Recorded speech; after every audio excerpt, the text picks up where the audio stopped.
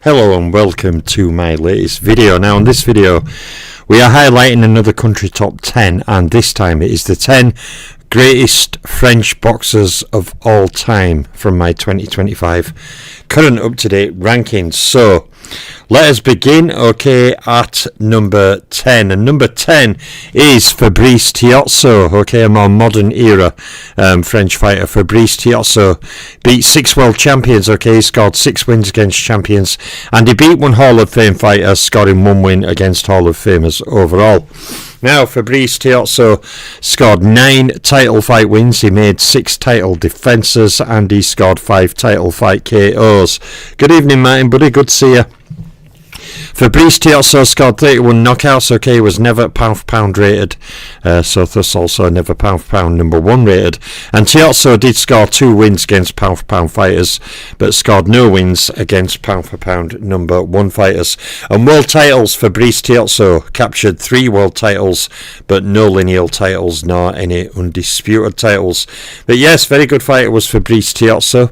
So when we go to fighter number 9 on the top 10 greatest French boxers, it is Ray Famechon. Ray Famechon, beat no world champions, he scored no wins against champions, and he also beat no Hall of Fame fighters and scored no wins against Hall of Famers. Ray Famechon also scored no title fight wins, made no title defences, and scored 0 title fight KOs. Now in terms of overall career KOs, Famechon scored 37 knockouts. He was pound for pound rated for 3 years in my all-time rankings, but he was never pound for pound number 1 rated. And Ray Famechon scored no wins against pound for pound fighters and no wins against pound for pound number 1 fighters. Famechon captured no world titles, never been a world champion, he captured no lineal titles nor any undisputed titles. So Famechon is number 9. When we go to number 8 on the 10 greatest French boxers, it is Charles Liddell, the excellent bantamweight fighter. Yeah, good evening to Bruce Gass as well. Good to see you, Bruce. So Charles Liddell was an excellent fighter.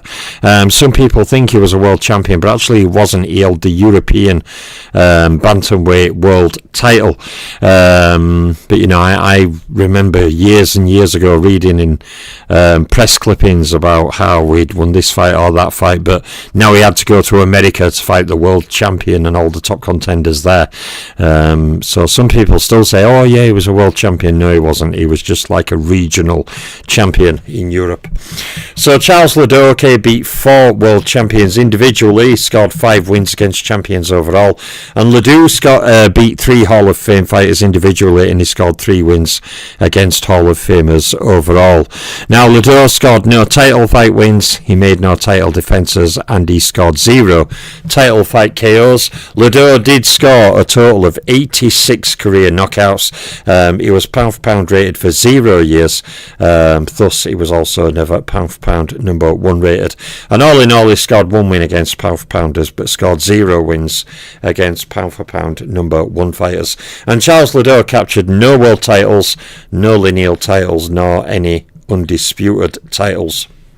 So there's Charles Liddell in number 8. When we go to fighter number 7, it is another more modern era fighter, Jean-Marc Mormick.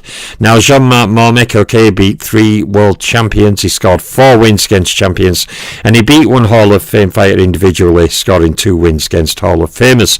Mormick scored 6 title fight wins. He made 4 title defences, and he scored 3 title fight KOs. Mormick scored a career total of 23 knockouts. He was pound for pound rated for 0 years, and also pound for pound number 1 rated for 0 years. And he did score 1 win against a pound for pound fighter and 0 wins against pound for pound number 1 rated fighters. So in terms of world titles, Jean-Marc Mormick captured 4 world titles. He captured 1 lineal title and 0 undisputed titles. So we've gone from 10 to 7. Let's go to fight number 6 now on the top 10 greatest French boxers of all time, and it is Emile the Spider Pladner. Now Emile Pladner, beat 3 world champions. He scored 3 wins against champions, and he beat 2 Hall of Fame fighters, scoring 2 wins against Hall of Famers overall. Now Emile Pladner scored 1 title win. He made 0 title defences, and he scored 1 title fight KO. KO. And Emil Pladner scored a total of 38 knockouts overall in his career. He was pound for pound rated for 0 years and also pound for pound number 1 rated for 0 years.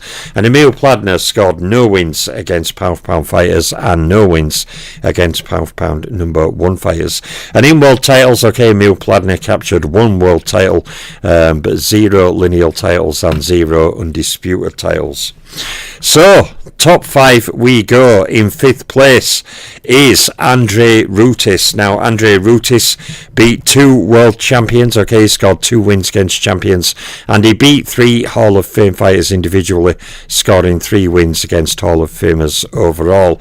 Now, Andre Rutis scored 2 title fight wins. He made 1 title defense, and he also scored 1 title fight KO.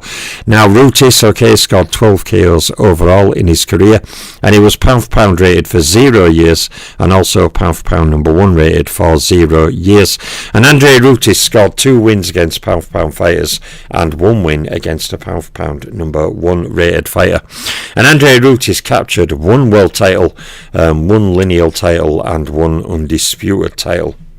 So, on to number 4 on our top 10 countdown, and the 4th greatest French boxer is the French Flash Benny Valger, whom the great legendary Ray Arcel, who trained both Benny Leonard and Roberto Duran, so knows much about great lightweights, having 2 of the top 5 trained by himself. Ray Arcel actually said Benny Valger could match Benny Leonard in skill set. They used to spar, Benny Valger and Benny Leonard, but Benny Leonard was a more concussive puncher. Valger could match his skill, but he couldn't match his punch power. So we're talking about a really excellent fighter, a very known fighter as well, I'd say. So Benny Valger beat 5 individual world champions. He scored 7 wins against champions, and Valger did beat 3 Hall of Fame fighters individually, scoring 3 wins against Hall of Famers overall. Benny Valger scored 1 title fight win. He made 0 title defences, and he scored 0 title fight KOs. He never captured a title. Okay, he won a title fight but did not get the title based on the circumstances, the conditions of the title fight. I'm not going into detail on this. Yeah, it was a bit crazy. So Benny Valger, okay, scored 8. Yeah, I don't mean it's incontroversial. It's just that sometimes at one period in boxing, a title could be on the line by knockout. So you could win the fight technically, but not get the title because you hadn't scored a knockout. Very, very confusing. So the champion could lose the fight, but not lose the title. Yeah, crazy. So Benny Valger was pound for pound rated for 0 years, and he was pound for pound number 1 rated for 0 years. Benny Valger scored 2 wins against pound for pound fighters and 0 wins against pound for pound number 1 fighters. He captured no world titles, no lineal titles, and no undisputed titles. So on to our 3rd greatest French-born boxer, and it is Eugene Krike, and another excellent fighter from France. He beat 2 world champions, Krike, scoring 2 wins against world champions, and he beat 2 Hall of Fame fighters, scoring 2 wins against Hall of Famers. Now, Eugene Krike scored 1 title fight win. He made no title defences, and he scored 1 title fight KO. Eugene Krike scored a total of 58 knockouts in his career. He was pound for pound rated for 0 years, and he was pound for pound number 1 rated for 0 years. And Eugene Krike scored 1 win against pound for pound fighters, and 0 wins against pound for pound number 1 fighters. Non-related to French boxers, but relative to a great champ back in the 20s. I don't know what you mean in regards to what. So Eugene Krike captured 1 world title, okay, captured 1 lineal title and 1 undisputed title. So, 2 fighters to go. So, the 2nd greatest French-born boxer of all time is Marcel Thill. Now, Marcel Thill, or Marcel Till, as some people call him, Was an excellent fighter, okay, an excellent middleweight fighter, very, very good fighter indeed. Now, he beat 3 world champions, okay, he scored 5 wins against champions, and Marcel Thill beat 3 Hall of Fame fighters, scoring 5 wins against Hall of Famers overall. Now, Marcel Thill scored 2 title fight wins. He did hold another world title that I do not consider, in addition to the world title I do consider. But that's why his numbers are lower there. He scored 2 title fight wins, he made 1 title defence, and he scored 0 title fight KOs. Marcel Thill scored 50 knockouts, and he was pound for pound rated for 3 years. He was also pound for pound number 1 rated for 0 years.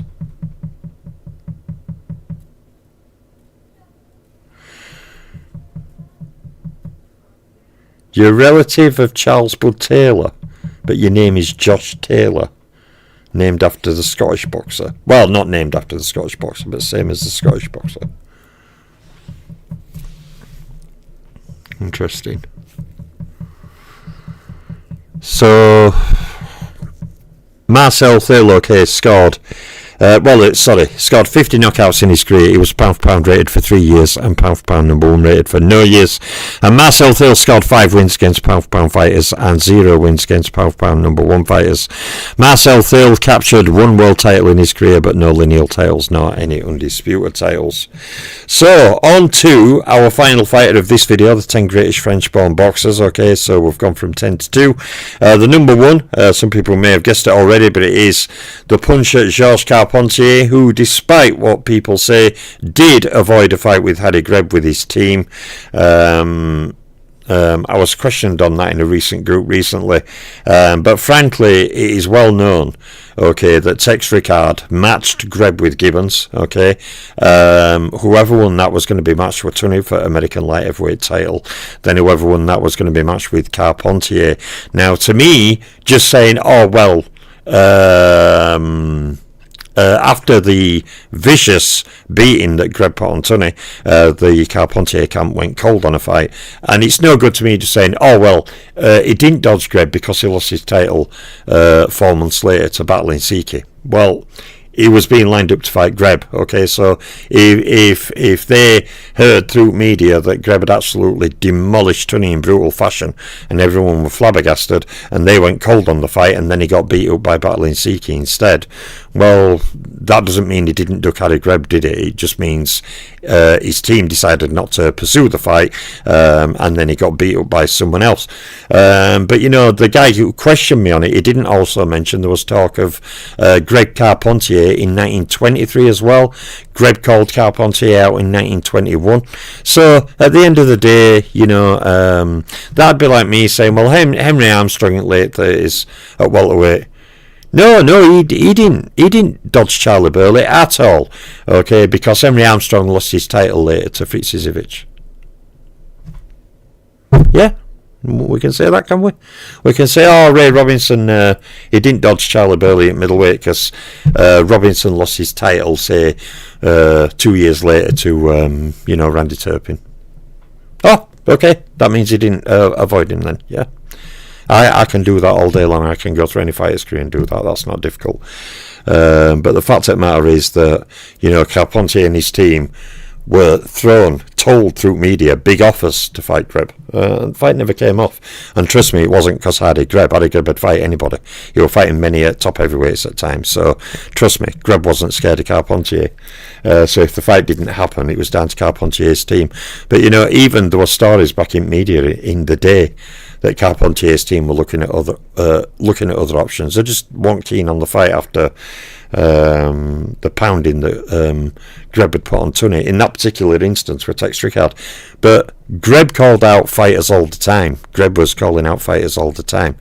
Constantly calling out Dempsey. At one point, storming into Tex Rickard's office, demanding a fight with Jack Dempsey. You know, Greb wasn't just quiet about Carpentier and let Tex Rickard try and arrange this one set of circumstances, like the round robin, to decide Carpentier's next American opponent. He wasn't just like, Greb wasn't silent. He called out Carpentier, he called out everybody throughout his career, he called out lots of fighters, he called out Carpentier multiple times, not just in 1922, during the instance of him fighting Gene Tunney. That was not the only instance. Harry Greb was calling for a fight with Georges Carpentier. But, now we know that if a fighter gets beat later, we can just say, well, no, he didn't dodge him because he lost later to him, didn't he? The same gent also told me that no, Battling Siki, because he did admit at first he said no, Battling Siki didn't avoid Greb because he beat up on Carpentier and then he lost to Mike Mateague. And I said, well, no, because Greb did call out Battling Siki after Battling Siki had destroyed Carpentier. Greb immediately went, right, you've been beat, now I want the guy who beat you, I want Battling Siki. And he said, no, Battling Siki didn't avoid Greb, he lost his title 6 months later to Mike Mateague. And in that 6 months, Battling Siki had no fights, not one fight. Can you imagine in that era, in the 1920s, a boxer going 6 months without a fight? They would fight between 8 to 25 to 30 times a year. Okay, that whole half a year to losing to Mateague, he did not have one fight, and he didn't fight Harry Greb. So he didn't dodge him either because he just didn't, he didn't have a fight, so he couldn't have dodged him. Never mind. But something big will be coming on that. Okay, as soon as I'm done a number of things I'm doing, I'm going to get working on a video that will give much more information in relation to this and who Harry Greb is called out and everything else, and it'll kind of lay that to rest. So, but that'll come at a later point. But it is on my horizon now. I am now motivated to do that.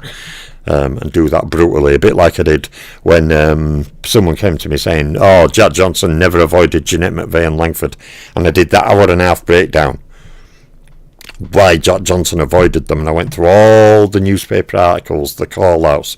Jack Johnson being in Australia after fighting Tommy Burns, he did an interview saying, oh yeah, now I'm going back to the UK to fight Sam Langford, and then later, a week later announced, oh no, actually I'm going back to America, I don't recognise Langford as a contender, even though he'd said a week before, yes, I'm going to fight Sam Langford.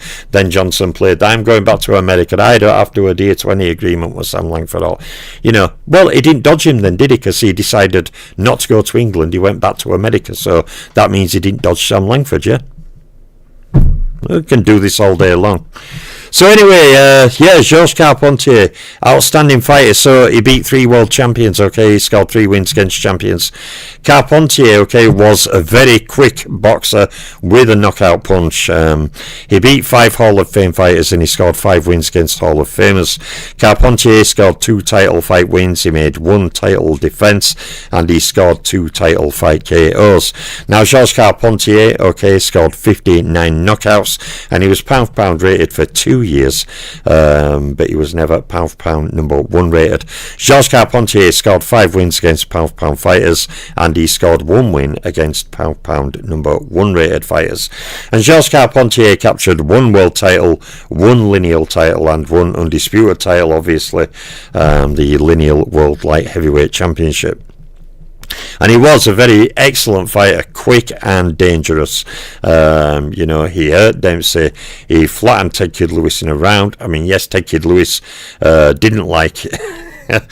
Ted Kid Lewis turned his head to the right and looked at the referee, and Carpentier decided, I'll plant a right hand right on your chin. And he did, and he laid him out. But, protect yourself at all times. But anyway, there's Georges Carpentier. So he tops my list of the 10 greatest French-born boxers of all time. Coming up over coming weeks will be more top 10s on the Mexican fighters, not in any particular order. The Mexican fighters, Argentinian fighters, and Cuban fighters, and Japanese fighters. That next fall to come, but they will come in time. Meanwhile, there'll be more career videos and graph charts covering the highest scoring ring points of the lightweights. So I will get off now. I will say a big shout out to all the guys in the chat, to this Josh Taylor. If you are a relative of Charles Bud Taylor, he's one of the 10 greatest bantamweight fighters of all time. I have immense respect for him. And there's the 10 greatest French born boxers of all time. I'm the Boxing Librarian. I'm out for now.